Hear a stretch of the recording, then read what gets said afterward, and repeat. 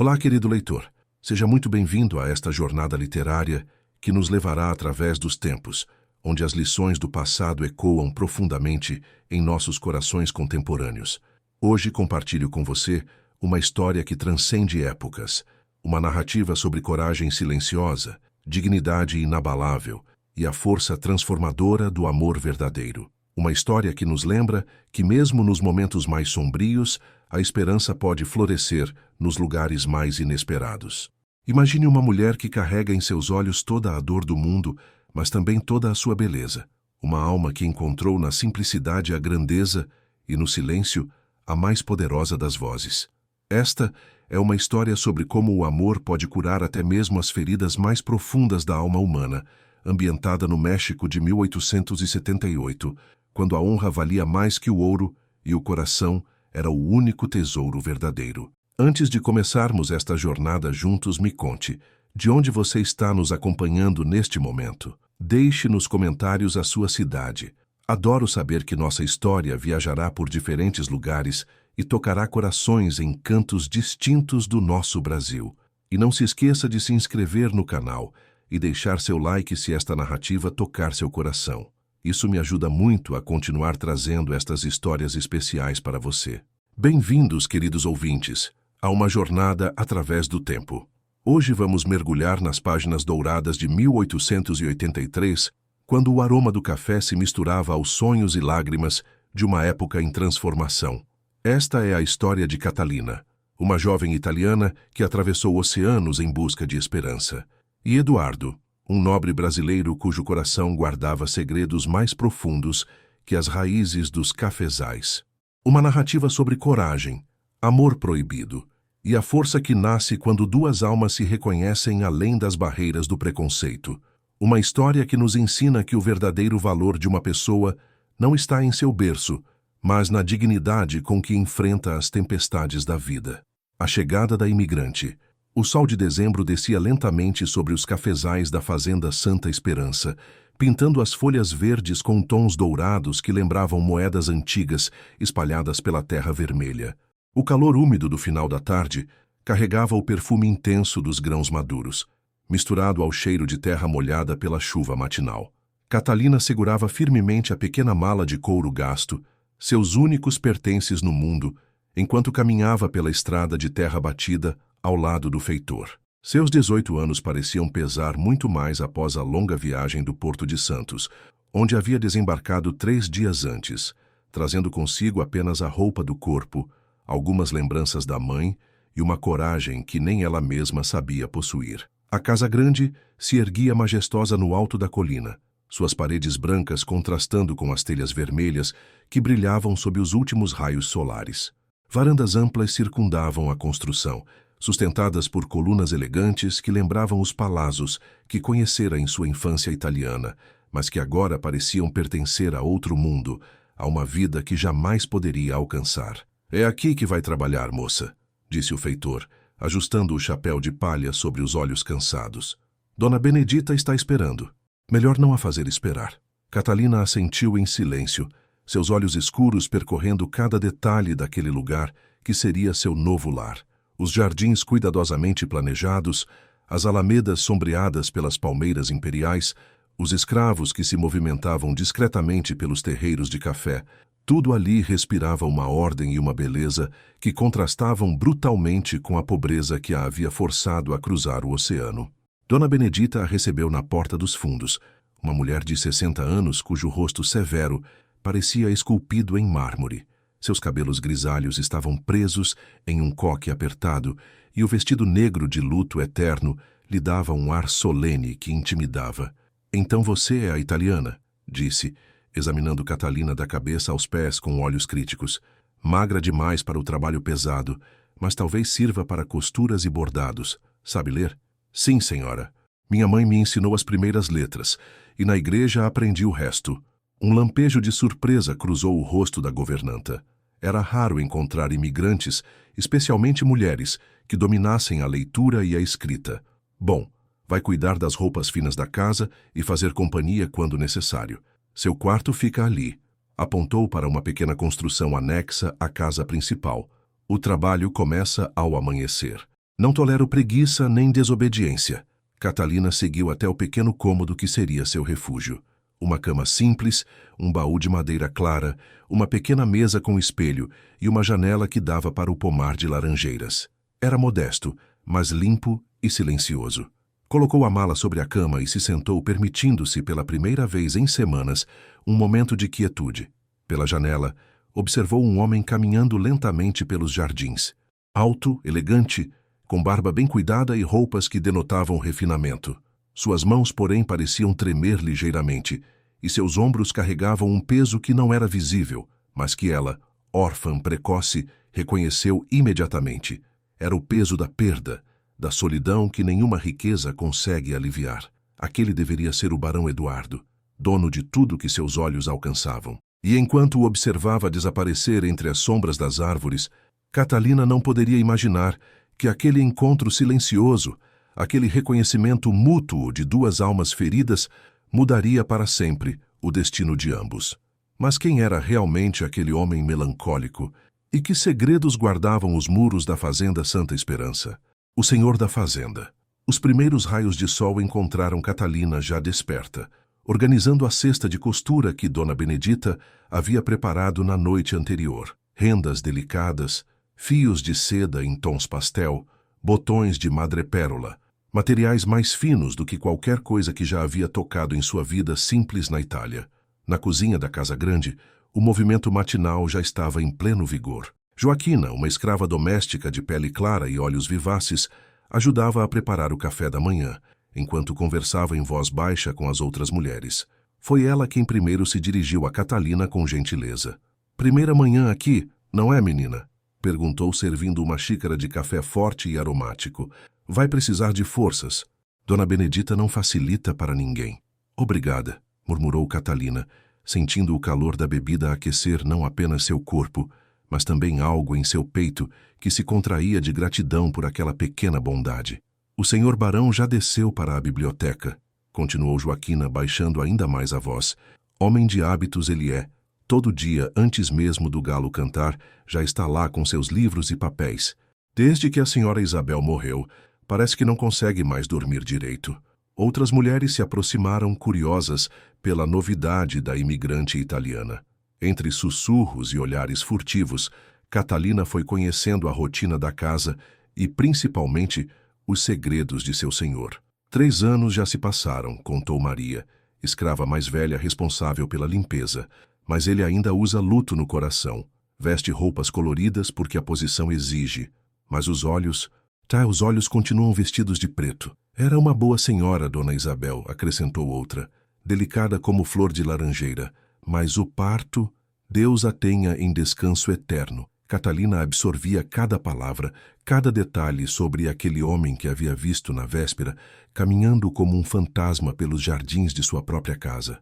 Começava a entender que a beleza e a riqueza daquele lugar escondiam uma tristeza profunda, uma ferida que o tempo ainda não havia conseguido cicatrizar. Dona Benedita apareceu na porta da cozinha, interrompendo as conversas com um olhar severo. "Catalina, venha, vou mostrar seus afazeres." Seguiu a governanta através de corredores amplos, onde retratos de antepassados observavam em silêncio. As paredes eram decoradas com papel importado da França, e os móveis de madeira nobre trabalhada por artesãos caprichosos refletiam a luz que entrava pelas janelas altas. "Estas são as roupas que precisam de reparos", disse Dona Benedita, apontando para uma pilha cuidadosamente organizada sobre uma mesa de costura. "Vestidos de baile, camisas de linho, roupas de cama, trabalho delicado que exige paciência e habilidade." Catalina examinou os tecidos, sedas francesas, linhos irlandeses, veludos que pareciam armazenar luz entre suas fibras. Eram roupas que contavam histórias. Um vestido azul celeste com pequena lágrima no corpete, camisas masculinas com punhos ligeiramente desgastados, lençóis de algodão egípcio bordados com iniciais entrelaçadas E. "Essas iniciais?"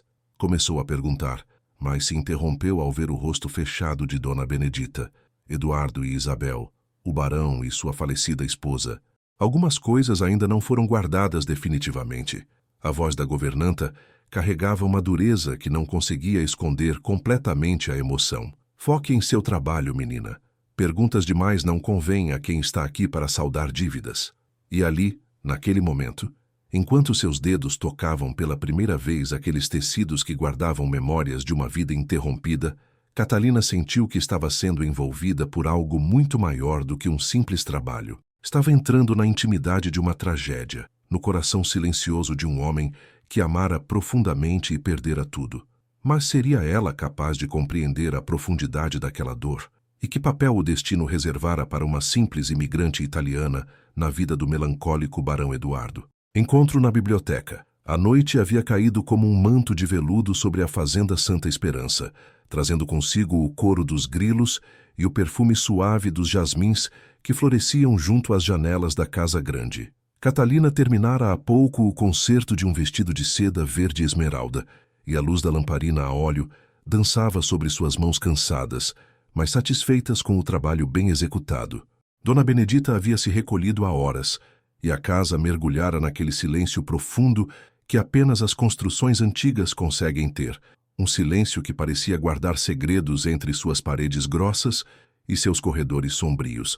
Foi então que Catalina ouviu, vinda da biblioteca, uma melodia suave e melancólica. Alguém tocava piano com uma delicadeza que fazia cada nota flutuar pelo ar como pétalas caindo de uma roseira. A música, que reconheceu como sendo de Chopin, despertou nela uma saudade intensa da casa materna, onde sua mãe costumava cantarolar árias italianas enquanto bordava à luz das velas.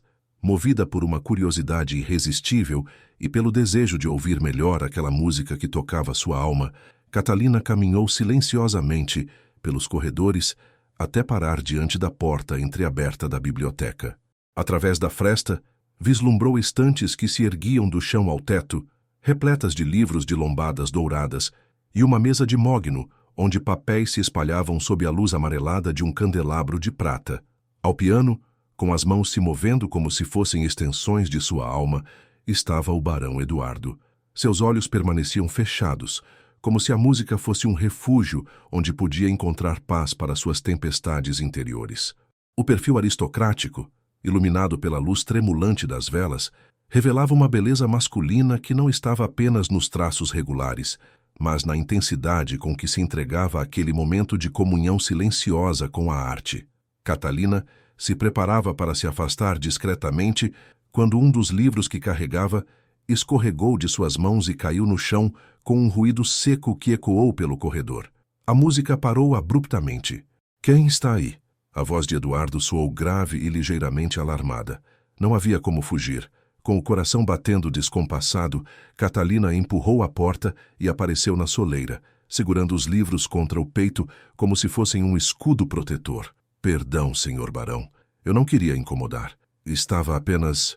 balbuciou, sentindo o rosto corar intensamente. Eduardo a observou por um momento que pareceu eterno. Seus olhos de um castanho profundo como a terra dos cafezais pareciam tentar decifrá-la, compreender o que uma jovem italiana fazia, vagando pela casa à noite, carregando livros como se fossem tesouros preciosos. Você é a nova costureira, não é? Perguntou, levantando-se do piano com movimentos elegantes. Catalina, se não me engano. Sim, senhor. Catalina Rossi. Sua voz saiu mais firme do que esperava. E esses livros? Dona Benedita me pediu para organizá-los. Alguns estavam fora do lugar nas prateleiras. Não era exatamente mentira, mas também não era toda a verdade.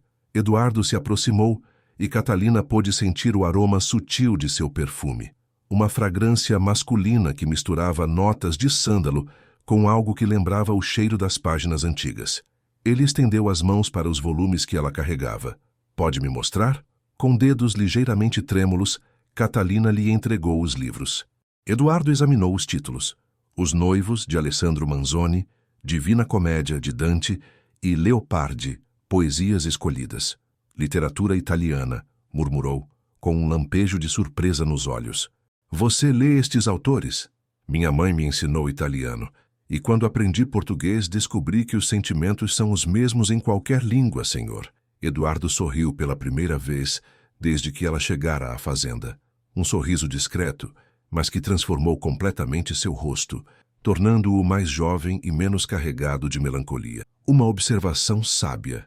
E o que acha de Manzoni? Que ele entende como o amor pode ser ao mesmo tempo a maior força e a maior fragilidade de uma pessoa. Por um instante, o tempo pareceu suspenso entre eles.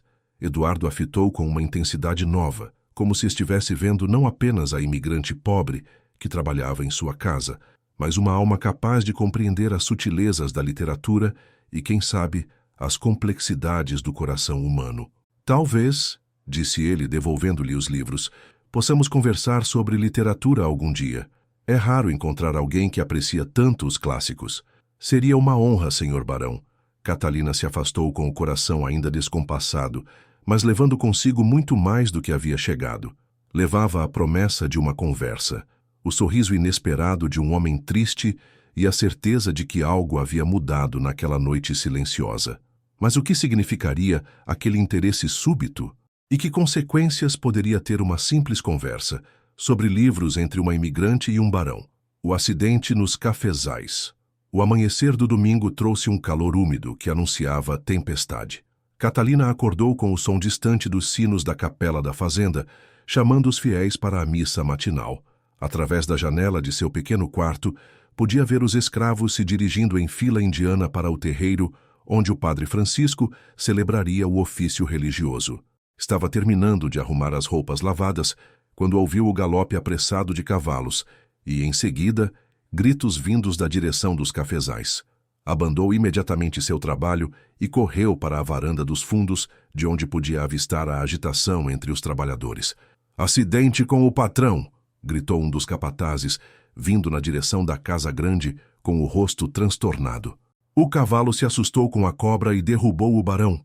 Sem pensar duas vezes, Catalina correu em direção aos cafezais, atravessando as alamedas de pés descalços, sentindo a terra vermelha grudando entre seus dedos. Seu coração batia descompassado, não apenas pelo esforço da corrida, mas por uma angústia que não conseguia explicar, como se a possibilidade de algo acontecer a Eduardo fosse uma ameaça pessoal, íntima.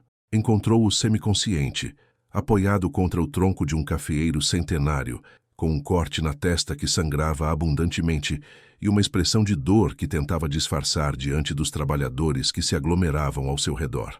"Não é nada grave", murmurava, tentando se levantar. "Apenas um tombo tolo."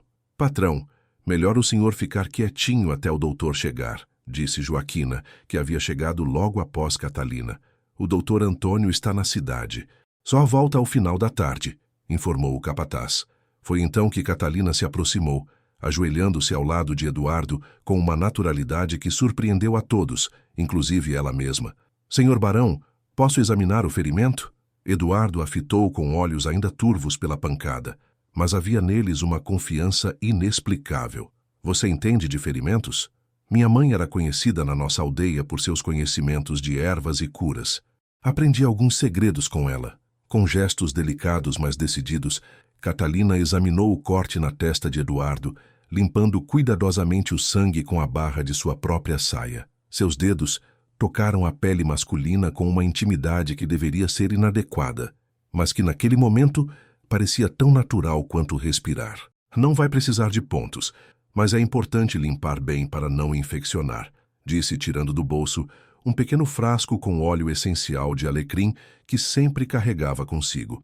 "Isso vai arder um pouco." Eduardo fechou os olhos enquanto ela aplicava o remédio caseiro e Catalina pôde observar de perto os detalhes de seu rosto.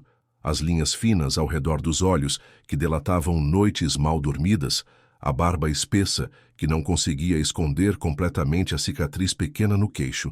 Os lábios que, mesmo contraídos de dor, mantinham um desenho aristocrático. "Pronto", murmurou sem se afastar. "Como se sente?" Eduardo abriu os olhos e a encontrou ainda ajoelhada ao seu lado, tão próxima que podia ver as pequenas pintinhas douradas em suas íris castanhas e sentir o perfume suave de rosas que emanava de seus cabelos.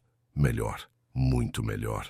Suas vozes saíram quase como sussurros, e por um instante, o mundo ao redor, os trabalhadores, o burburinho, o próprio acidente, pareceu desaparecer. Existiam apenas eles dois, Eduardo ferido e vulnerável, Catalina cuidadosa e protetora, unidos por aquele momento de intimidade involuntária que criava entre eles um vínculo que nenhum dos dois seria capaz de explicar. Joaquina, ajude o barão a voltar para casa, disse Catalina, levantando-se bruscamente ao perceber que todos os olhavam com curiosidade excessiva. E mandem buscar folhas de confrei no pomar. Vou preparar um emplastro para que a cicatrização seja mais rápida. Enquanto caminhava de volta à casa grande ao lado de Eduardo, que insistia em andar sozinho apesar da tontura evidente, Catalina sentia que algo fundamental havia mudado entre eles. Havia tocado sua pele, cuidado de sua dor, visto sua vulnerabilidade. E pelo modo como ele a olhava, sabia que Eduardo também sentia a mesma transformação silenciosa. Mas que perigos poderia esconder essa proximidade crescente entre uma imigrante sem posses e um dos homens mais poderosos da região? Memórias de Isabel. 3 dias se passaram desde o acidente, e Eduardo permanecia recluso em seus aposentos, seguindo as recomendações do Dr. Antônio, que, ao chegar, encontrara o ferimento perfeitamente limpo e em processo de cicatrização. Dona Benedita comentara, com uma surpresa mal disfarçada, que nunca vira cura tão rápida de um ferimento daquela natureza. Catalina fora encarregada de levar as refeições ao barão e cuidar da troca de curativos, uma intimidade que a deixava simultaneamente nervosa e emocionada. Cada encontro era marcado por conversas breves mas intensas, onde Eduardo demonstrava uma curiosidade genuína sobre sua vida na Itália, seus sonhos interrompidos pela tragédia familiar, seus medos de estar sozinha em terra estranha. Foi numa dessas visitas matinais que Catalina encontrou, caído entre os lençóis da cama, um pequeno envelope de papel creme com caligrafia feminina delicada. Eduardo dormia ainda, e ela hesitou entre acordá-lo ou simplesmente colocar a carta sobre a mesa de cabeceira. A curiosidade, porém, foi mais forte. Na parte externa do envelope, podia ler "Meu querido Eduardo", escrito com uma letra que denunciava educação refinada e mãos acostumadas a trabalhos delicados. Encontrou algo que não deveria ter encontrado. A voz de Eduardo a assustou. Ele estava desperto, observando-a com uma expressão difícil de decifrar. "Perdão, senhor barão. Caiu da cama quando fui arrumar os lençóis. Não li nada, eu juro." Eduardo se sentou na cama, pegando a carta de suas mãos com um cuidado quase religioso.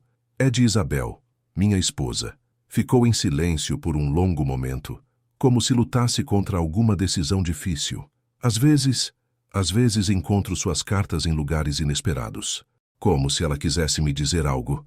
Catalina permaneceu imóvel, percebendo que Eduardo precisava falar, dividir com alguém o peso daquelas memórias que carregava sozinho. "Posso lhe contar sobre ela? Se isso lhe trouxer alívio, senhor." Eduardo levantou-se caminhando até a janela, que dava para os jardins onde Isabel costumava passear todas as manhãs. Éramos muito jovens quando nos casamos. Ela tinha 16 anos, eu 25. Um casamento arranjado como era comum, mas que se transformou em amor verdadeiro. Sua voz carregava uma ternura dolorosa. Isabel era como uma borboleta, delicada, colorida, sempre em movimento. Adorava música, pintava aquarelas dos cafezais, cuidava pessoalmente das rosas do jardim. Catalina aproximou-se da janela, ficando ao seu lado, sentindo que sua presença silenciosa era tudo que Eduardo precisava naquele momento. Durante os primeiros anos fomos muito felizes, mas depois as pressões começaram.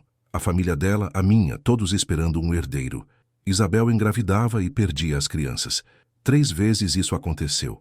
Sua voz tornou-se quase um sussurro. Na 4ª gravidez, ela estava tão fraca, tão assustada, mas insistiu em tentar mais uma vez. O que aconteceu? O trabalho de parto durou 2 dias inteiros. Isabel lutou como uma guerreira, mas o bebê nasceu morto, e ela não resistiu à hemorragia. Eduardo encostou a testa no vidro frio da janela. Antes de morrer, me pediu para ser feliz novamente. Disse que a vida era preciosa demais para ser desperdiçada com culpa e remorso. Catalina sentiu lágrimas brotarem em seus olhos. Sem pensar, estendeu a mão e tocou levemente o braço de Eduardo. Ela o amava muito. E eu falhei com ela. Deveria tê-la protegido melhor, não ter cedido às pressões familiares. O senhor não pode carregar a culpa pelo que não conseguiu controlar. Isabel sabia disso. Por isso, pediu para ser feliz. Eduardo se virou para ela, e Catalina viu em seus olhos uma vulnerabilidade que a tocou profundamente. Era um homem poderoso, respeitado, temido até, mas naquele momento era apenas um ser humano ferido buscando compreensão. Você tem uma sabedoria que não condiz com sua idade, Catalina. A dor nos ensina cedo, senhor barão. Ficaram em silêncio, compartilhando uma intimidade emocional que transcendia qualquer diferença social. Era como se as palavras de Isabel, guardadas naquela carta encontrada por acaso, tivessem criado uma ponte entre o passado doloroso de Eduardo e a possibilidade de um futuro diferente. Mas seria possível para um homem enterrar seus mortos e permitir que a vida florescesse novamente em seu coração? E que papel Catalina poderia ter nessa jornada de renascimento? Sentimentos proibidos. As semanas que se seguiram trouxeram uma mudança sutil, mas perceptível na rotina da Fazenda Santa Esperança. Eduardo, completamente recuperado do acidente, passou a buscar a companhia de Catalina com uma frequência que não passou despercebida pelos olhos atentos de Dona Benedita e das outras empregadas. Começou com um pedido simples, que ela organizasse os livros da biblioteca de acordo com um novo sistema que havia idealizado, que ajudasse com a correspondência comercial em italiano que chegava dos fornecedores de equipamentos importados, que tocasse piano nas tardes em que a melancolia parecia pesar mais sobre seus ombros. Catalina descobriu que possuía um talento natural para a música. Suas mãos, acostumadas aos trabalhos delicados de costura, adaptaram-se rapidamente às teclas, e sua voz, educada nos coros da igreja de sua aldeia natal, conseguia dar vida às melodias italianas que Eduardo parecia apreciar profundamente. «Cante aquela canção napolitana novamente», pedia ele nas tardes de domingo, quando a casa mergulhava num silêncio dourado e perfumado pelas flores dos jardins. E Catalina cantava com sua voz cristalina as baladas que sua mãe lhe ensinara, sentindo o coração apertado ao perceber como Eduardo a observava. Não mais como o patrão observa a empregada, mas como o homem observa a mulher que desperta nele sentimentos há muito adormecidos. As conversas se tornaram mais longas e profundas. Falavam sobre literatura, sobre as diferenças entre a Itália e o Brasil, sobre música, sobre os cafezais que se estendiam até onde a vista alcançava. Eduardo lhe contava sobre seus planos de modernização da fazenda, sobre sua simpatia secreta pela causa abolicionista, sobre os livros que havia lido em suas viagens à Europa. Catalina, por sua vez, descrevia a vida simples mas feliz que tivera na Itália, as tradições familiares, as festas religiosas, a dor lancinante de perder os pais na epidemia de cólera que assolara sua região. Falava de seus medos, de sua solidão, de sua determinação em vencer na vida mesmo sendo uma mulher sozinha, em terra estranha. «Você é corajosa, Catalina», disse ele numa tarde em que caminhavam pelos jardins, mantendo uma distância respeitosa, mas carregada de tensão. «Corajosa e sábia, qualidades raras. Apenas faço o que preciso fazer para sobreviver, senhor barão. Eduardo. Quando estamos a sós, me chame de Eduardo». O nome escorregou dos lábios dela como uma carícia, e ambos sentiram o peso da intimidade que aquele simples pedido representava. Foi durante um desses passeios que Catalina notou as rosas do jardim de Isabel que haviam sido abandonadas após a morte da baronesa e agora cresciam selvagens, suas pétalas caindo como lágrimas sobre o caminho de pedrinhas. «Posso cuidar delas?» perguntou, tocando delicadamente uma rosa branca que pendia murcha de sua haste. Eduardo a observou por um longo momento, compreendendo que ela não estava se oferecendo apenas para cuidar das flores, mas para cuidar também das memórias, de cicatrizar aquela ferida que permanecia aberta em seu coração. Isabel adorava essas rosas. Eu sei. E tenho certeza de que ela não gostaria de vê-las morrendo de abandono. Nos dias que se seguiram, Catalina dedicou suas horas livres ao jardim de rosas. Podava, regava, conversava com as plantas como havia visto sua mãe fazer. Eduardo a observava da janela de seu escritório, fascinado pela delicadeza com que ela tratava cada arbusto, pela paciência com que esperava que as flores respondessem aos seus cuidados, e as rosas responderam. Floresceram com uma exuberância que há 3 anos não se via, enchendo o ar com sua fragrância, e as rosas responderam. Floresceram com uma exuberância que há 3 anos não se via, enchendo o ar com sua fragrância doce e envolvente, como se Isabel estivesse dando sua bênção silenciosa àquela renovação. Uma tarde, Eduardo encontrou Catalina ajoelhada entre os canteiros, com as mãos sujas de terra e o rosto iluminado pela satisfação de ver seu trabalho dar frutos. Ela usava um vestido simples de algodão azul, e alguns fios de cabelo haviam escapado do coque, emoldurando seu rosto corado pelo sol. "Estão lindas", disse ele, aproximando-se devagar. "As rosas sabem quando são amadas", respondeu ela, levantando-se e limpando as mãos no avental. Só precisavam de alguém que acreditasse nelas novamente. Eduardo a fitou com uma intensidade que fez o coração dela acelerar. Havia algo em seus olhos que ia muito além da gratidão pelo cuidado com o jardim. Era um brilho que ela reconhecia, perigoso e sedutor, que falava de sentimentos que nenhum dos dois deveria nutrir. "Catalina", ele se aproximou mais, tanto que ela podia sentir o calor que emanava de seu corpo, o perfume masculino que já conhecia tão bem. Suas mãos se ergueram, como se fossem tocar o rosto dela, mas pararam no ar, tremulando de hesitação. "Não devemos", sussurrou ela, mas sua voz carecia de convicção. "Eu sei, mas não consigo." O momento foi interrompido pelo som de cascos de cavalo na alameda principal. Eduardo se afastou bruscamente, recompondo a postura aristocrática, enquanto Catalina fingia estar ocupada com as rosas. Mas ambos sabiam que algo havia mudado irreversivelmente. O que era apenas amizade respeitosa havia se transformado em algo muito mais perigoso, um sentimento que desafiava todas as convenções sociais de sua época e que poderia destruir a vida de ambos. Como poderiam lidar com essa paixão proibida que crescia entre eles como as rosas que floresciam sob os cuidados amorosos de Catalina? A chegada de Dona Beatriz. A carruagem que se aproximava pela estrada de terra levantava uma nuvem de poeira dourada que brilhava sob o sol do meio-dia. Era uma das mais elegantes que já havia passado pelos portões da fazenda Santa Esperança, lacada de preto com detalhes dourados, puxada por 4 cavalos árabes de pelagem baia e conduzida por um cocheiro uniformizado que manejava as rédeas com a precisão de quem estava acostumado ao luxo. Catalina observava da janela de seu quarto, pressentindo que aquela chegada traria mudanças que não conseguia definir, mas que faziam seu estômago se contrair de apreensão. Havia algo na pompa daquela carruagem que lhe parecia ameaçador, como se trouxesse consigo não apenas uma visitante, mas o peso de um mundo ao qual ela jamais poderia pertencer. Dona Beatriz Fonseca desceu da carruagem com a graça estudada de quem foi educada desde berço para impressionar. Seus 25 anos estavam no auge da beleza feminina da época. Pele alva protegida do sol por sombrinhas delicadas, cintura finíssima acentuada pelo espartilho, cabelos loiros arranjados em cachos elaborados que emolduravam um rosto de traços delicados, mas de expressão altiva. Seu vestido de viagem de seda verde esmeralda com detalhes em renda francesa custava mais do que Catalina poderia ganhar em vários anos de trabalho. As joias que adornavam seu pescoço e pulsos refletiam a luz do sol como pequenos sóis, e suas luvas de pelica branca jamais haviam conhecido o toque de trabalho manual.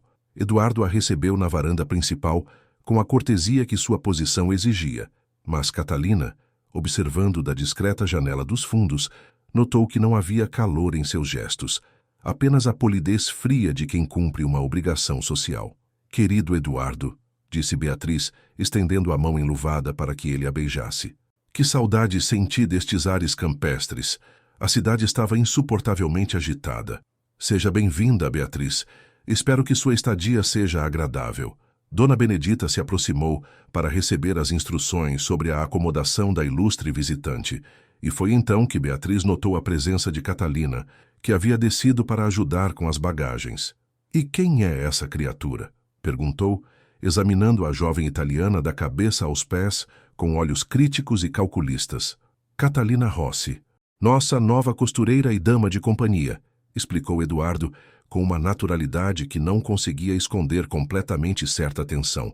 "Italiana", murmurou Beatriz, como se a palavra deixasse um gosto amargo em sua boca. "Que interessante. Ouvi dizer que esses imigrantes têm sido úteis para os trabalhos mais simples." O tom condescendente e levemente desprezível fez o sangue de Catalina ferver, mas ela manteve a cabeça baixa e os olhos fixos no chão, como convinha à sua posição. "Catalina tem se mostrado muito competente", disse Eduardo. E havia em sua voz uma firmeza que fez Beatriz arquear as sobrancelhas perfeitamente desenhadas. Durante o jantar, servido na sala de jantar principal com toda a porcelana fina e cristais que raramente saíam dos armários, Beatriz dominou a conversa com relatos elaborados sobre a vida social da capital, os últimos bailes da alta sociedade, as fofocas sobre casamentos e separações entre as famílias mais influentes do império. Catalina servia à mesa, invisível como convinha aos empregados, mas seus ouvidos captavam cada palavra, cada nuance da conversa que revelava o mundo ao qual Eduardo pertencia e ela jamais poderia aspirar. Papai comentou que seria prudente acelerar nossos entendimentos, disse Beatriz, tocando delicadamente a mão de Eduardo sobre a mesa. Com todas essas mudanças políticas, a união de nossas propriedades seria vantajosa para ambas as famílias. Eduardo retirou a mão com delicadeza, mas firmeza. As mudanças políticas não devem influenciar decisões tão importantes, Beatriz. Ora, querido, mas nosso noivado já é praticamente um acordo estabelecido há anos, desde antes da infelicidade com Isabel. O nome da falecida esposa foi pronunciado com uma frieza calculada, como se Beatriz quisesse deixar claro que considerava aquele capítulo definitivamente encerrado. Catalina quase derrubou a travessa que carregava. Noivado? Eduardo estava prometido a essa mulher altiva e cruel. Sentiu como se o chão se abrisse sob seus pés, como se todo o ar tivesse sido sugado de seus pulmões.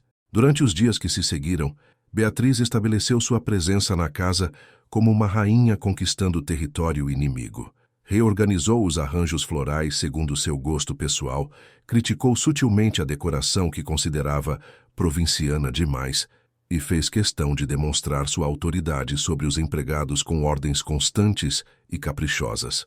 Mas foi em relação a Catalina que sua hostilidade se manifestou de forma mais clara e perigosa. Parecia ter identificado nela algo que a incomodava profundamente. Talvez a maneira como Eduardo olhava para a jovem italiana ou a forma como ela se movia pela casa com uma dignidade natural que nenhuma pobreza conseguia diminuir. Essa italiana está ficando muito à vontade, comentou com Dona Benedita numa manhã, enquanto Catalina organizava as roupas no quarto de hóspedes. É preciso lembrar-lhe qual é seu lugar. E assim começou uma campanha silenciosa, mas implacável de humilhações e provocações que testaria toda a força interior que Catalina havia desenvolvido durante suas provações anteriores. Mas seria ela capaz de resistir aos ataques de uma mulher que tinha tudo a perder se Eduardo se afastasse definitivamente dos compromissos que sua família esperava dele? Intrigas e sabotagens. Os dias que se seguiram à chegada de Beatriz transformaram a atmosfera da fazenda Santa Esperança. O que antes era um ambiente de harmonia melancólica tornou-se um campo de batalha silencioso, onde cada olhar, cada palavra, cada gesto carregava significados ocultos e tensões não declaradas. Beatriz demonstrou ser uma estrategista hábil quando se tratava de estabelecer sua supremacia. Começou com pequenas crueldades, aparentemente inocentes para quem observasse superficialmente, mas devastadoramente eficazes para quem as sofria. Catalina, querida, disse numa manhã, com um sorriso que não chegava aos olhos. Notei que você tem usado o piano da sala. Que interessante. Na Itália, imagino que os camponeses tenham acesso a instrumentos musicais. Aprendi na igreja de minha aldeia, senhora, respondeu Catalina, mantendo a voz firme, apesar da humilhação que sentia queimar suas bochechas. Ah, claro, a caridade cristã. Beatriz riu de forma melodiosa, mas havia veneno em sua doçura. Bem, agora que estou aqui, prefiro que o piano fique reservado para pessoas mais adequadas. Tenho certeza de que compreende. Eduardo, que acabara de entrar na sala, ouviu as últimas palavras. Beatriz, Catalina tem minha autorização para usar o piano quando desejar. Sua música trouxe vida nova a esta casa. O olhar que Beatriz dirigiu a Eduardo estava carregado de surpresa e irritação mal disfarçadas. Era a primeira vez que ele a contrariava publicamente, e ela compreendeu que havia subestimado a influência que a italiana exercia sobre ele. A partir daquele momento, as táticas de Beatriz se tornaram mais sofisticadas e perigosas. Começou a criar situações onde Catalina seria colocada em posições constrangedoras, sempre na presença de Eduardo, para que ele testemunhasse o que ela considerava a inadequação da jovem imigrante. Numa tarde, acidentalmente, derrubou tinta vermelha sobre um dos vestidos mais caros do guarda-roupa e depois chamou Catalina para explicar como o acidente havia acontecido. Que estranho, murmurou, examinando a mancha com olhos teatralmente confusos. Tenho certeza de que deixei este vestido perfeitamente limpo. Como será que esta tinta apareceu aqui? Catalina examinou o tecido e imediatamente percebeu que a mancha havia sido feita propositalmente. A tinta estava ainda fresca demais para ser um acidente antigo. Posso tentar remover, senhora. Tenho experiência com manchas difíceis. Oh, não se incomode. Talvez seja melhor deixar para pessoas mais experientes. Este vestido veio de Paris, sabe? Não é algo com que uma costureira simples deveria se preocupar. Mas a sabotagem mais cruel veio alguns dias depois, quando Beatriz plantou um broche de ouro entre as roupas de Catalina e depois organizou uma busca por toda a casa, alegando que sua joia mais preciosa havia desaparecido. Que estranho, disse, quando Dona Benedita encontrou o broche exatamente onde Beatriz sabia que estaria. Como foi parar no quarto da italiana? Catalina sentiu o mundo desabar ao seu redor. Todas as empregadas a olhavam com desconfiança, e Dona Benedita parecia pronta a acreditar no pior. Eu nunca roubaria nada, disse, com a voz trêmula de indignação. Nunca. Claro que não, querida, respondeu Beatriz com falsa compreensão. Tenho certeza de que há uma explicação inocente. Talvez você apenas admirasse tanto a joia que a pegou emprestado sem pedir. É compreensível. Uma moça simples como você nunca deve ter visto nada tão fino. Foi Eduardo quem interrompeu a cena humilhante, aparecendo na porta do quarto de Catalina com uma expressão que misturava raiva e determinação. O que está acontecendo aqui? Beatriz explicou a situação com sua voz mais doce e convincente, pintando-se como vítima generosa que não queria criar problemas para a pobre italiana. Eduardo ouviu em silêncio, mas seus olhos não saíam do rosto de Catalina, que permanecia de cabeça erguida, apesar das lágrimas que ameaçavam transbordar. Catalina, disse ele com voz grave, você pegou este broche? Não, senhor. Jamais faria isso. Eduardo a fitou por um longo momento, e Catalina viu em seus olhos algo que a tranquilizou. Ele acreditava nela.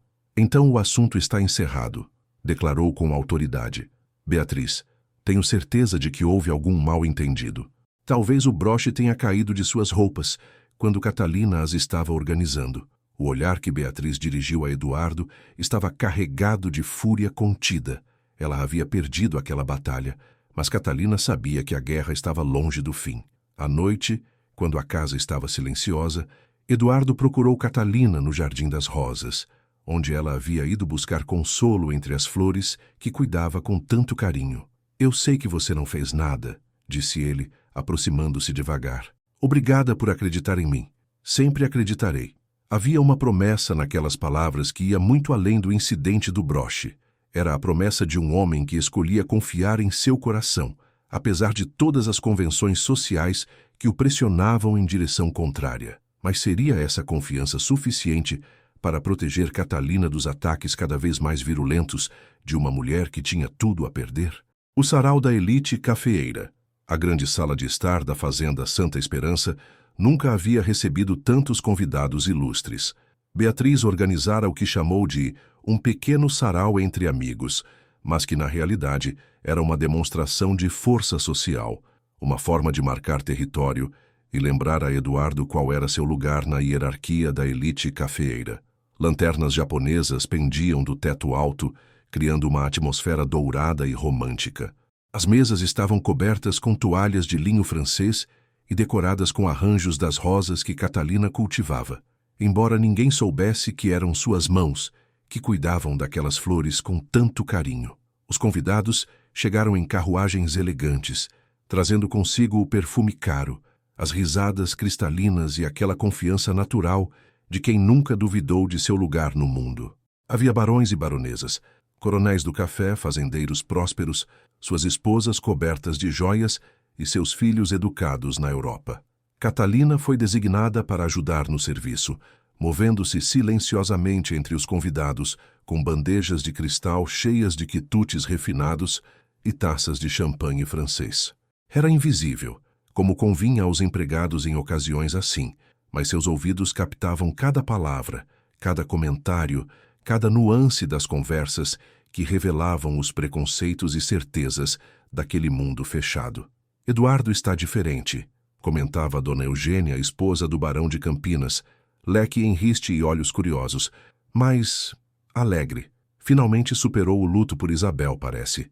Era a hora, respondeu Dona Cláudia, ajustando suas luvas de seda. 3 anos é tempo suficiente para qualquer tristeza, principalmente quando se tem uma noiva tão prendada quanto nossa Beatriz esperando. Beatriz, radiante em seu vestido de tafetá azul royal, que realçava sua pele alva e cabelos dourados, circulava entre os convidados como uma anfitriã nata, aceitando cumprimentos e sugestões sobre detalhes do casamento que todos consideravam inevitável. «Quando será o grande dia?» perguntou o coronel Machado, um homem corpulento e jovial que possuía as maiores plantações de café da região. «Ah, Eduardo está sendo tímido», respondeu Beatriz com um riso musical, «mas creio que muito em breve teremos novidades para anunciar».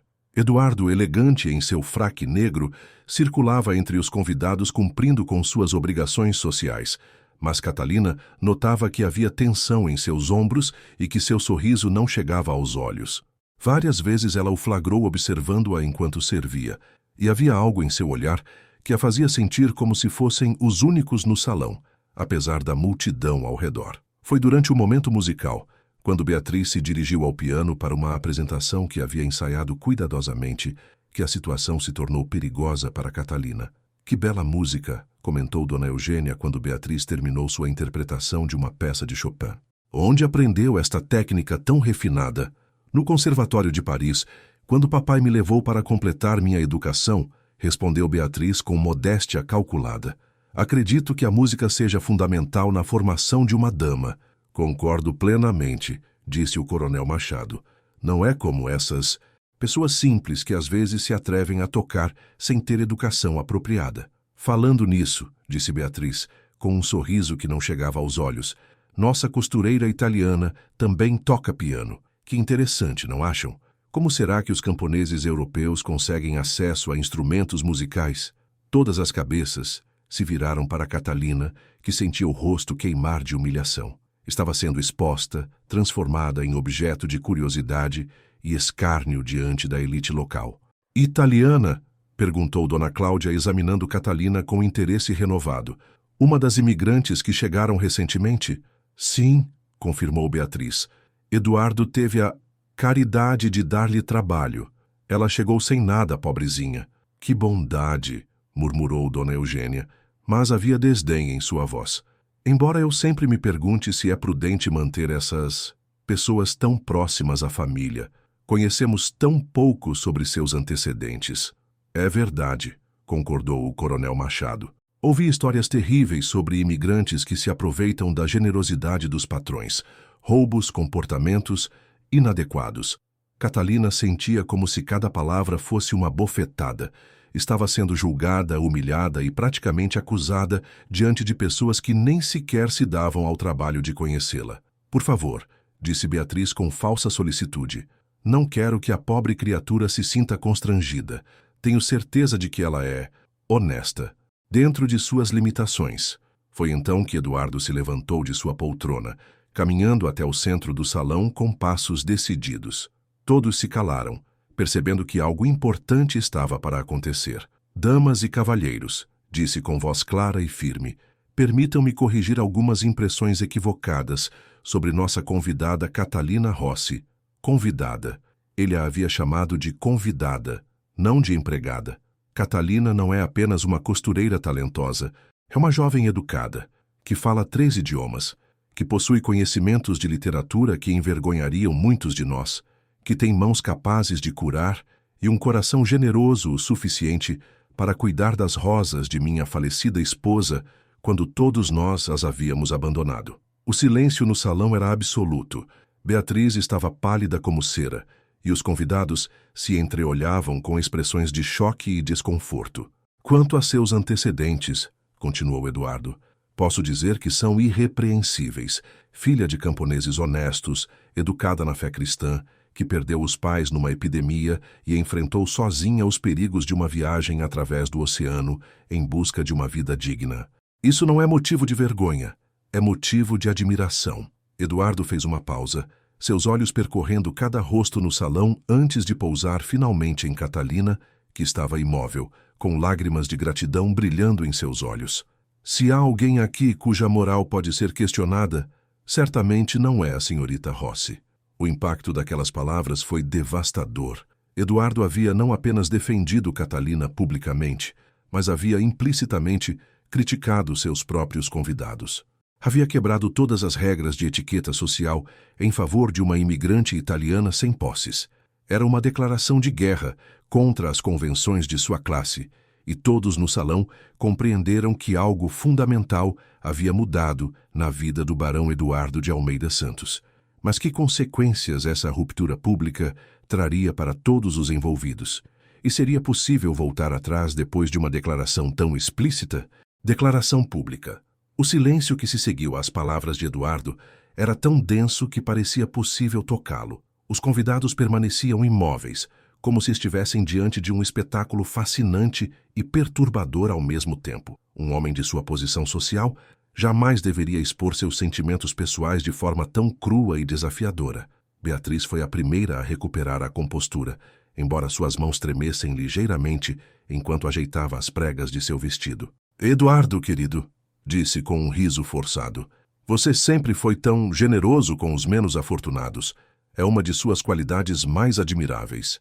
Mas Eduardo não permitiu que ela minimizasse o que havia acontecido. "Não se trata de generosidade, Beatriz.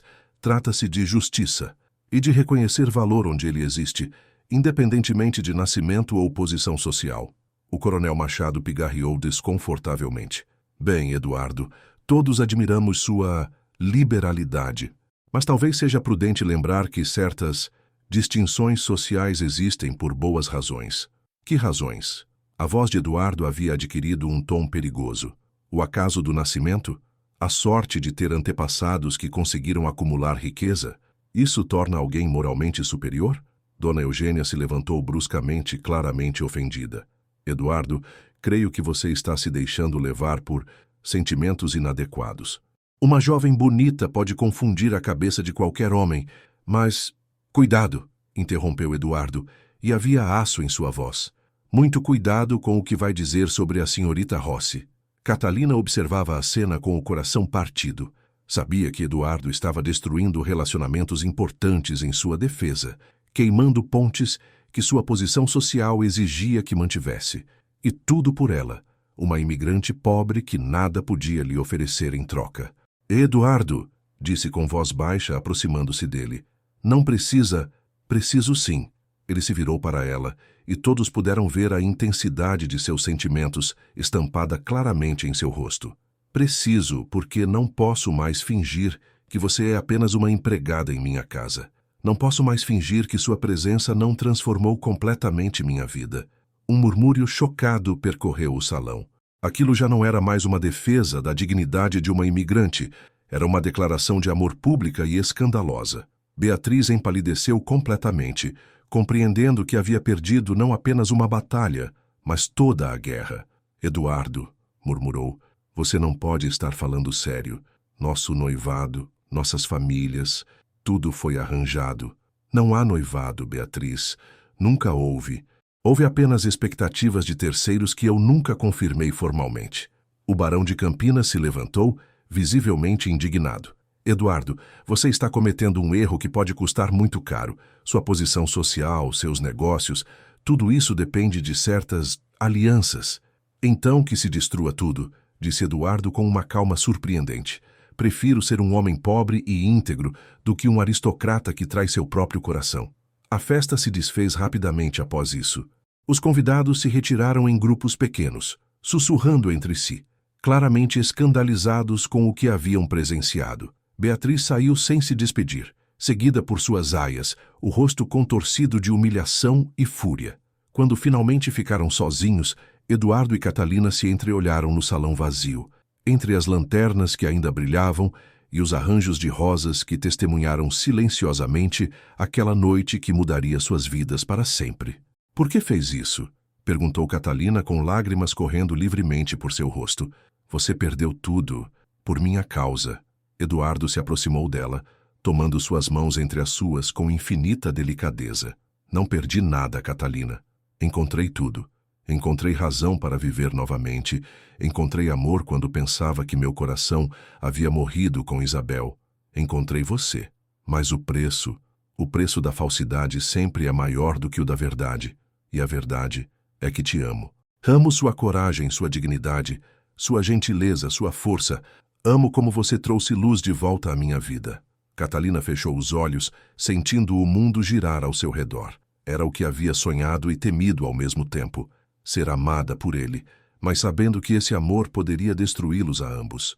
E agora? Sussurrou. Agora enfrentamos juntos o que vier, porque algumas coisas valem qualquer luta, qualquer sacrifício. E o que sinto por você é uma dessas coisas.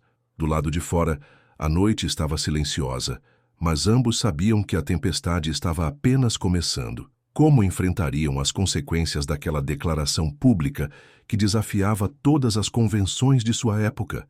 Consequências da verdade. Os dias que se seguiram ao sarau trouxeram para a fazenda Santa Esperança um isolamento que Eduardo jamais havia experimentado. As visitas sociais cessaram completamente. Os convites para eventos da elite cafeeira pararam de chegar, e até mesmo os negócios começaram a ser afetados pela desaprovação generalizada da sociedade local. Dona Benedita circulava pela casa com expressão sombria, murmurando orações e fazendo o sinal da cruz sempre que passava por Catalina, como se a jovem italiana fosse responsável por alguma maldição que havia caído sobre a família. O senhor não imagina o que está acontecendo lá fora, disse Dr. Antônio durante uma de suas visitas, tentando dissuadir Eduardo de suas decisões. Estão dizendo que você perdeu a razão, que a italiana o enfeitiçou. Há quem fale em internação. Eduardo recebeu essas notícias com uma serenidade que surpreendeu até mesmo Catalina. Era como se, ao finalmente assumir seus verdadeiros sentimentos, tivesse encontrado uma paz interior que nenhuma pressão externa conseguia abalar. Deixem que falem, Antônio. A verdade é mais poderosa que qualquer fofoca. Mas Catalina não compartilhava dessa tranquilidade. Via como os empregados a evitavam, como as outras mulheres da casa sussurravam quando ela passava, como o próprio Padre Francisco, durante suas visitas semanais, a olhava com reprovação mal disfarçada. Uma tarde, enquanto cuidava das rosas no jardim, o único lugar onde ainda se sentia em paz, foi surpreendida pela chegada de Joaquina, que trazia uma expressão preocupada no rosto. Menina, disse a escrava, olhando ao redor para certificar-se de que não eram ouvidas, preciso te contar uma coisa importante. Catalina parou de podar as flores, pressentindo más notícias. O que foi, Joaquina? A senhora Beatriz não foi embora. Está na fazenda do Coronel Machado, organizando alguma coisa. Ouvi os capatazes conversando. Ela está reunindo as famílias mais importantes da região.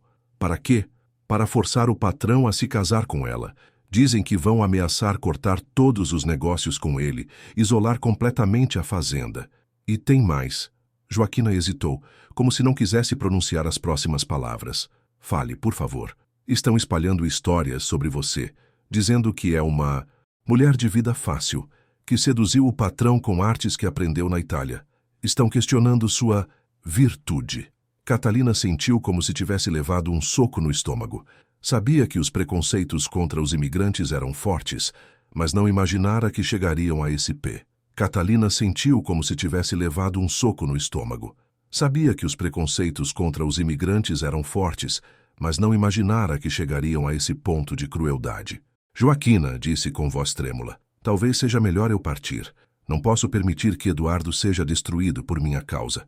A escrava segurou suas mãos com firmeza. Menina, você não entende. O patrão mudou desde que chegou aqui. Antes vivia como um fantasma, andando pela casa sem ver nada, sem sentir nada. Você trouxe ele de volta à vida. Se partir agora, vai matá-lo de novo. Naquela noite, Catalina não conseguiu dormir. Caminhava pelo pequeno quarto, lutando contra a dor que lhe dilacerava o peito. Amava Eduardo com uma intensidade que a assustava, mas começava a compreender que esse amor talvez fosse a própria fonte de sua destruição mútua. Foi durante essas reflexões angustiadas que ouviu passos na varanda dos fundos. Eduardo apareceu na porta de seu quarto, com o rosto marcado pela insônia e pela preocupação. Você está pensando em partir, disse, não como pergunta, mas como constatação. Como sabe? Porque te conheço. Conheço sua generosidade, sua tendência a se sacrificar pelos outros. Ele entrou no quarto, fechando a porta atrás de si, um gesto que em outras circunstâncias seria escandaloso, mas que naquele momento parecia apenas natural. Mas não vou permitir. Eduardo, você não vê o que está acontecendo? Estão destruindo sua reputação, seus negócios, sua vida inteira. E por quê? Por causa de uma imigrante pobre que nada pode lhe oferecer. Eduardo se aproximou dela, tomando seu rosto entre as mãos com infinita ternura. Você me oferece tudo o que importa. Oferece amor verdadeiro, companheirismo, a possibilidade de ser feliz novamente. Isso vale mais que toda a aprovação social do mundo. Mas e se não for suficiente? E se um dia você se arrepender de ter abandonado tudo por mim? Catalina, ele sussurrou, aproximando seu rosto do dela até que suas respirações se misturassem. Você já me salvou uma vez, quando cuidou de meu ferimento. Agora deixe que eu a salve também. Deixe que lutemos juntos contra esse mundo que insiste em nos separar. E então, finalmente, ele a beijou. Foi um beijo carregado de toda a paixão reprimida, todo o amor proibido, toda a promessa de um futuro incerto, mas compartilhado. Catalina se entregou àquele momento, sentindo que, qualquer que fosse o preço a pagar, valeria a pena por ter conhecido aquele amor absoluto e transformador. Quando se separaram, ambos sabiam que não havia mais volta. Haviam cruzado uma linha que os comprometia definitivamente um com o outro, para o bem ou para o mal. Case-se comigo, disse Eduardo com voz rouca de emoção. Não me importo com o escândalo, com as consequências. Quero você como minha esposa, oficialmente, diante de Deus e dos homens. Catalina o fitou com lágrimas nos olhos, sabendo que aquela era a proposta mais corajosa e mais perigosa que alguém já lhe havia feito. Tem certeza de que é isso que quer? Nunca tive tanta certeza de nada em minha vida. Mas seriam capazes de enfrentar juntos a tempestade que certamente se abateria sobre eles após essa decisão radical? A conspiração. A notícia do pedido de casamento de Eduardo se espalhou pela região com a velocidade de um incêndio em época de seca. Beatriz, instalada na casa do coronel Machado, recebeu a informação com uma fúria gelada que a transformou numa força ainda mais perigosa. Ele perdeu completamente a razão. Declarou durante uma reunião secreta que organizara com as famílias mais influentes da elite cafeeira. É nosso dever, como amigos, salvá-lo dessa obsessão doentia. O barão de Campinas balançava a cabeça gravemente. Eduardo sempre foi teimoso, mas isso ultrapassa todos os limites. Casar-se com uma imigrante italiana é como cuspir no túmulo de seus antepassados. Precisamos agir rapidamente, disse Dona Eugênia, leque em punho, antes que esse escândalo se torne irreversível. Beatriz havia preparado um plano cuidadosamente elaborado. Conhecia Eduardo há anos, sabia de suas vulnerabilidades, de seus pontos fracos, e sabia exatamente como atingi-lo onde mais doeria.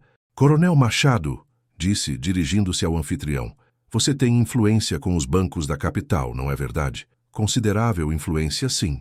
E o senhor, barão de Campinas, controla a maior parte das rotas de transporte da região. Exato.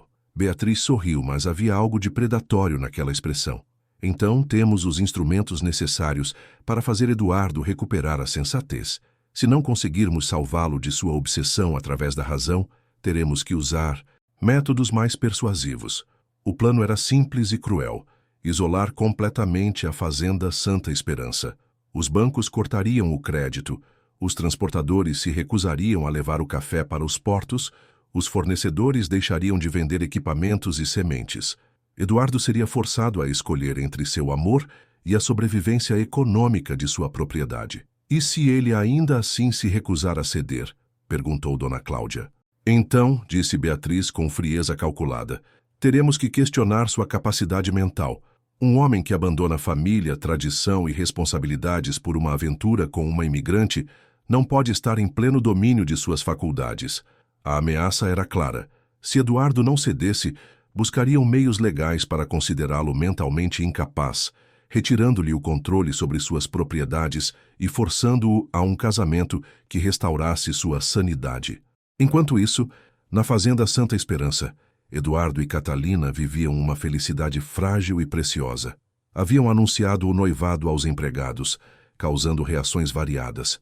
Alguns demonstraram alegria genuína, especialmente Joaquina, que via em Catalina uma senhora mais humana do que qualquer outra que já havia servido. Outros, porém, permaneciam céticos e preocupados com as consequências. "Senhor Barão", disse Dona Benedita numa manhã com expressão severa, "preciso alertá-lo sobre certas irregularidades que comecei a notar." "Que irregularidades, Benedita?" "Os fornecedores estão relutantes em nos atender. O banco enviou alguns documentos que parecem problemáticos, e ouvi dizer que nossa última safra de café está sendo rejeitada pelos compradores habituais." Eduardo recebeu essas notícias com uma preocupação crescente. Conhecia bem os métodos da elite local quando decidia punir um dos seus. Sabia que Beatriz não aceitaria sua derrota sem lutar, e que essa luta seria travada no campo onde ela se sentia mais confiante: o poder econômico e a influência social. "Eduardo", disse Catalina naquela noite, enquanto caminhavam pelos jardins iluminados apenas pela lua, "eu não podia imaginar que nossa felicidade custaria tão caro. O preço da liberdade sempre é alto, minha querida. Mas prefiro pagar qualquer preço a viver uma vida que não me pertence. E se perdermos tudo? E se a fazenda for a ruína?" Eduardo parou, tomando as mãos dela entre as suas. "Então recomeçaremos, com nossas próprias mãos, nossa própria força. Você me ensinou que a verdadeira nobreza não está no berço, mas no caráter. Podemos ser pobres, Catalina, mas seremos livres e verdadeiros." Mas mesmo enquanto pronunciava essas palavras corajosas, Eduardo sabia que a batalha que se aproximava seria a mais difícil de sua vida. Não se tratava apenas de enfrentar a desaprovação social. Tratava-se de sobreviver a um cerco econômico que poderia destruir não apenas sua fortuna, mas também a vida de todos que dependiam da fazenda. E conforme os primeiros sinais da conspiração se tornavam evidentes, uma pergunta dolorosa começava a atormentá-lo. Seria justo expor Catalina e todos os seus empregados às consequências de sua escolha pessoal? O grande dilema. A tempestade que Beatriz e seus aliados haviam desencadeado atingiu a fazenda Santa Esperança com força devastadora. Em poucas semanas, Eduardo viu sua situação financeira se deteriorar de forma alarmante. Os bancos cancelaram todos os empréstimos, exigindo pagamento imediato de dívidas que antes eram facilmente renegociáveis. Os compradores tradicionais de café simplesmente desapareceram, deixando a safra inteira armazenada sem perspectiva de venda. Pior ainda, os fornecedores de equipamentos agrícolas e sementes se recusavam a atender a fazenda, alegando problemas de pagamento que não existiam. Era um boicote coordenado e eficiente que visava estrangular economicamente a propriedade até que Eduardo cedesse às pressões sociais. "Senhor Barão", disse o administrador da fazenda, com o rosto carregado de preocupação, "se a situação continuar assim, em 3 meses não teremos dinheiro nem para pagar os salários dos empregados." Eduardo recebeu a notícia em seu escritório, rodeado por pilhas de cartas de cobrança e documentos bancários que pareciam se multiplicar a cada dia. Catalina estava ao seu lado, observando em silêncio o homem que amava ser lentamente destruído por suas escolhas. "Há ainda uma saída", disse Dr. Antônio, que havia vindo fazer uma visita discreta à fazenda. "Beatriz esteve comigo ontem. Ela está disposta a esquecer tudo o que aconteceu se você voltar à razão." "Voltar à razão?" A voz de Eduardo estava carregada de amargura. "É assim que chamam agora? Abandonar a mulher que amo e me casar com alguém que detesto? Eduardo, seja prático. Você tem responsabilidades. Há mais de 200 pessoas que dependem desta fazenda para sobreviver. Tem o direito de condená-las à miséria por causa de uma paixão?" As palavras do médico atingiram Eduardo como punhaladas. Era exatamente o dilema que o atormentava nas noites insones. Tinha o direito de arrastar tantas pessoas inocentes para a ruína por causa de sua felicidade pessoal? Catalina, que havia permanecido em silêncio até então, levantou-se da poltrona onde estava sentada. "Dr. Antônio", disse com voz firme, "poderia nos dar licença? Preciso conversar com Eduardo a sós." Quando ficaram sozinhos, Catalina se aproximou da mesa onde Eduardo permanecia sentado, com a cabeça entre as mãos. Você está pensando em ceder, não está? Eduardo levantou os olhos para ela e Catalina viu ali uma dor que ia muito além do sofrimento físico. Catalina, eu não posso destruir a vida de tantas pessoas inocentes. Joaquina, os outros empregados, as famílias que dependem desta fazenda, eles não têm culpa de nada. E você acha que sacrificar nosso amor vai resolver tudo? Não sei, mas sei que não posso ser feliz sabendo que minha felicidade custou a miséria de dezenas de famílias. Catalina se ajoelhou ao lado de sua cadeira, tomando suas mãos entre as suas. Eduardo, olhe para mim. Ele ergueu os olhos encontrando a determinação serena que tanto admirava nela. Eu vim da pobreza. Conheço a fome, a insegurança, o medo do amanhã. E posso lhe dizer uma coisa. Não há dignidade em uma vida construída sobre a mentira, mesmo que seja uma mentira confortável. Mas as consequências de ceder a essa chantagem serão muito piores do que qualquer dificuldade financeira. Você estará dizendo a todos esses homens poderosos, que podem controlar sua vida, suas escolhas, seus sentimentos. Estará entregando não apenas a mim, mas sua própria alma. Eduardo a fitou com surpresa. Esperava encontrar lágrimas, desespero, talvez até mesmo uma sugestão de que cedesse para protegê-la. Em vez disso, encontrou uma fortaleza moral que o envergonhava e inspirava ao mesmo tempo. Você não tem medo? Tenho muito medo. Mas tenho mais medo ainda de viver uma vida que não é verdadeira. Prefiro ser pobre e autêntica do que rica e falsa.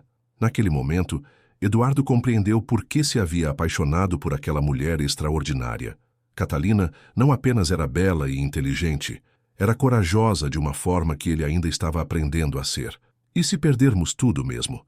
E se não conseguirmos salvar a fazenda? Catalina sorriu, e havia algo luminoso naquele sorriso que transformou todo o ambiente sombrio do escritório. Então construiremos algo novo, com nossas próprias mãos, nossa própria honestidade. E quando nossos filhos nos perguntarem sobre essas escolhas, poderemos olhar nos olhos deles e dizer que escolhemos o amor e a verdade, mesmo quando custaram caro. Eduardo se levantou, puxando-a para seus braços. Tem razão, sempre tem razão. Não vamos ceder. Vamos enfrentar essa tempestade juntos e sairemos mais fortes do outro lado. Mas mesmo enquanto se abraçavam, preparando-se para a batalha final, nenhum dos dois podia imaginar a surpresa que o destino lhes reservava, uma reviravolta que mudaria completamente o rumo de suas vidas. Como enfrentariam os últimos e mais duros golpes de seus inimigos? E seria possível que o amor verdadeiro encontrasse uma forma de triunfar contra todas as adversidades? O triunfo do amor.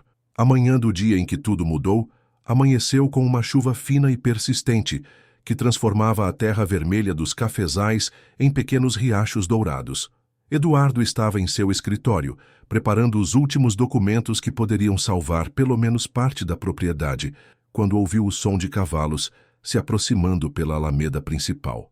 Pela janela, viu uma carruagem elegante que não reconheceu, seguida por dois homens a cavalo que pareciam ser pessoas de importância. Seu coração se contraiu, imaginando que fossem mais credores ou talvez representantes legais vindos para executar alguma dívida.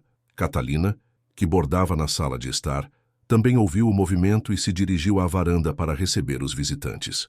Para sua surpresa, um dos homens que desceu da carruagem era alguém que reconheceu imediatamente, mesmo tendo mudado muito nos últimos anos. Marco, murmurou, sem acreditar no que via. O homem se virou ao ouvir seu nome, e um sorriso imenso iluminou seu rosto envelhecido pelo sol e pelo trabalho. Catalina, minha querida prima, era Marco Benedetti, primo de sua mãe, que havia emigrado para o Brasil 15 anos antes, e do qual a família nunca mais tivera notícias. Agora estava ali, mais velho, mais próspero, abraçando-a com lágrimas nos olhos. Como me encontrou? Perguntou ela, ainda em choque. Através da igreja. Padre Giuseppe. Lembra dele? Ele mantém correspondência com padres de várias regiões do Brasil. Quando soube que você havia chegado, comecei a procurá-la. Eduardo apareceu na varanda, intrigado com a comoção. Catalina fez as apresentações e Marco examinou o brasileiro com olhos experientes e aprovadores. Então este é o homem que roubou o coração de nossa Catalina, disse com um sotaque italiano ainda forte, mas falando português fluentemente. Marco, disse Catalina corada, as coisas são um pouco complicadas. Imagino que sejam. Vim porque recebi notícias preocupantes. Parece que certas pessoas estão tentando causar problemas para vocês. O outro homem que os acompanhava se apresentou como Dr. Giuseppe Martinelli, advogado e amigo de Marco. Havia algo em sua postura e na forma como falava que sugeria experiência em lidar com situações delicadas. Senhor Barão, disse o advogado, tomei a liberdade de investigar a situação financeira de sua propriedade. O que descobri é interessante. Durante as horas que se seguiram, Dr. Martinelli expôs uma rede de manipulações e práticas ilegais que Beatriz e seus aliados haviam usado para tentar destruir Eduardo. Contratos cancelados sem justificativa legal, pressões indevidas sobre fornecedores, até mesmo suborno a funcionários de bancos. Tenho evidências suficientes para processar cada um dos envolvidos, disse o advogado, e posso garantir que, uma vez expostas essas práticas, a reputação deles ficará muito mais manchada do que a do senhor. Mas a verdadeira surpresa veio quando Marco explicou o motivo real de sua visita. Catalina, minha querida, vim não apenas para reencontrar a família, mas também para fazer uma proposta de negócios ao seu futuro marido.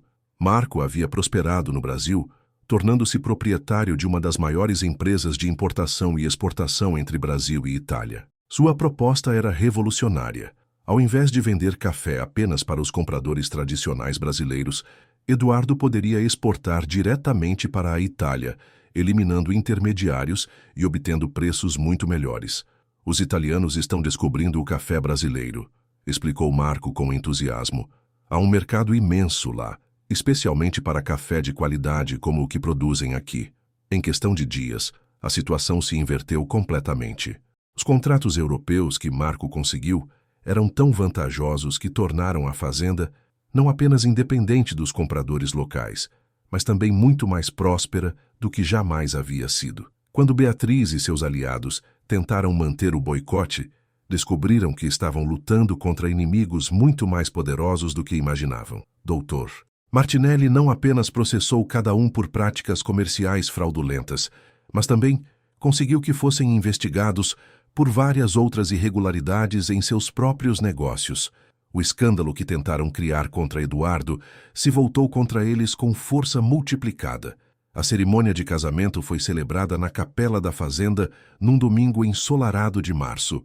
Padre Francisco, que havia inicialmente resistido à união, acabou sendo conquistado pela dignidade e sinceridade de Catalina, concordando em oficializar o matrimônio. Joaquina foi a dama de honra, radiante de felicidade por ver sua senhora querida finalmente reconhecida como merecia. Marco conduziu Catalina até o altar, representando a família que ela pensara ter perdido para sempre. Eduardo a esperava vestido com seu melhor terno, mas foi o brilho em seus olhos que tornou aquele momento verdadeiramente especial. Quando se olharam, ambos souberam que haviam vencido não apenas os obstáculos externos, mas também suas próprias inseguranças e medos. Aceita esta mulher como sua esposa legítima? Perguntou o padre Francisco. Aceito, e prometo amá-la e respeitá-la por toda a vida, em todas as circunstâncias. E você, Catalina, aceita este homem como seu marido legítimo?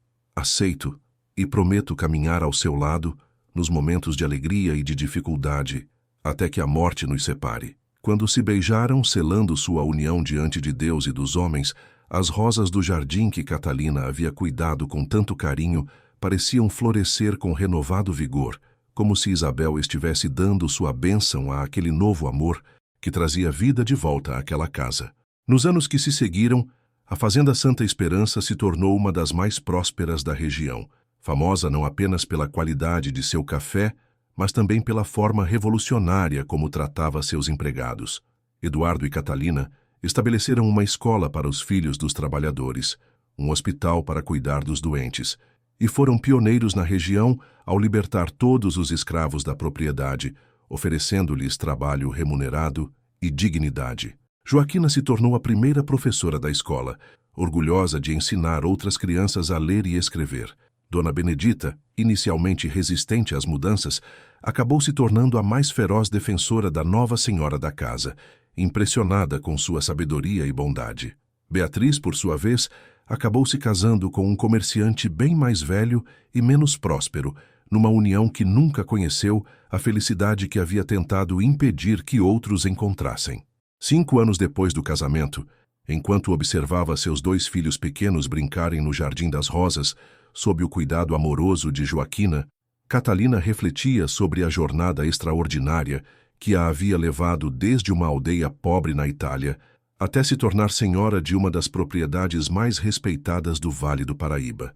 "Em que está pensando?" perguntou Eduardo, aproximando-se e envolvendo-a em seus braços. "Em como o amor verdadeiro sempre encontra uma forma de vencer, mesmo quando tudo parece impossível. E em como 2 almas feridas podem se curar mutuamente." "Exatamente. E em como nossa história vai inspirar nossos filhos a sempre escolherem a coragem em vez do medo, a verdade em vez da conveniência." Eduardo beijou seu cabelo, respirando o perfume suave que ainda o fazia lembrar da primeira vez que a viu, perdida e corajosa, chegando com sua pequena mala a uma terra estranha em busca de esperança. "Sabe o que mais me impressiona em nossa história?" disse ele. "O quê?" "Que ela prova que o verdadeiro amor não conhece fronteiras, nem de classe, nem de nacionalidade, nem de circunstâncias. Quando 2 pessoas se reconhecem verdadeiramente, nada no mundo consegue impedir que se encontrem." E assim, na fazenda onde os cafezais se estendiam até o horizonte e as rosas floresciam eternamente no jardim da memória, Eduardo e Catalina construíram não apenas uma vida feliz, mas também um legado de coragem, dignidade e amor verdadeiro que ecoaria através das gerações futuras. Porque algumas histórias são mais que romances, são lições sobre a força transformadora do amor autêntico, capaz de quebrar todas as barreiras e criar mundos novos onde antes havia apenas preconceito e limitação.